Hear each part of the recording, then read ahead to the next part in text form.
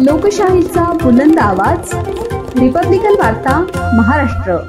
नाशिकच्या अंबड येथील घरफोडी प्रकरणात गुन्हे शाखा युनिट क्रमांक 2 ने वेगवान कारवाई करत चोरीस गेलेले 67 ग्रॅम सोने किंमत ₹5,69,500 हस्तगत केले असून 2 आरोपींना ताब्यात घेण्यात आले आहे। फिर्यादी रोहणे येथे वास्तव्यास असताना त्यांच्या घरात इसमाने प्रवेश करून कपाटातून सोन्याची चेन व अंगठी असा मुद्देमाल चोरीस नेला होता। या प्रकरणी अंबड पोलीस ठाण्यात गुन्हा दाखल करण्यात आला होता।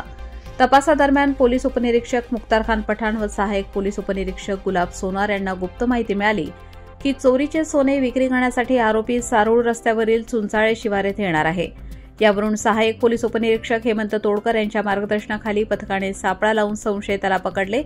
त्याने आपले नाव प्रशांत उर्फ बापू प्रकाश दुधे वय 44 वर्ष राहणार सिडको नाशिक असे सांगितले। चौकशीत त्याने चोरीची कबुली दिली तसेच आपल्या मित्राच्या मदतीने सोने विक्री केल्याचे सांगितले। त्यानंतर दुसरा आरोपी सूर्यकांत गोवर्धन आहिरराव वय 46 वर्ष राहणार जुने सिडको नाशिक यालाही ताब्यात घेण्यात आले। दोन्ही आरोपींकडून 67 ग्रॅम सोने जप्त करण्यात आले असून त्यांच्याविरुद्ध अंबड पोलीस ठाण्यात पुढील गुन्हे दाखल करण्यात आले आहेत। यापूर्वीही आरोपींवर गंभीर दुखापतीचे गुन्हे नोंद आहेत। ही कारवाई पोलीस आयुक्त संदीप कर्णिक, उपायुक्त किरण कुमार चव्हाण, सहाय्यक पोलीस आयुक्त संदीप मिटके यांच्या मार्गदर्शनाखाली करण्यात आली आहे।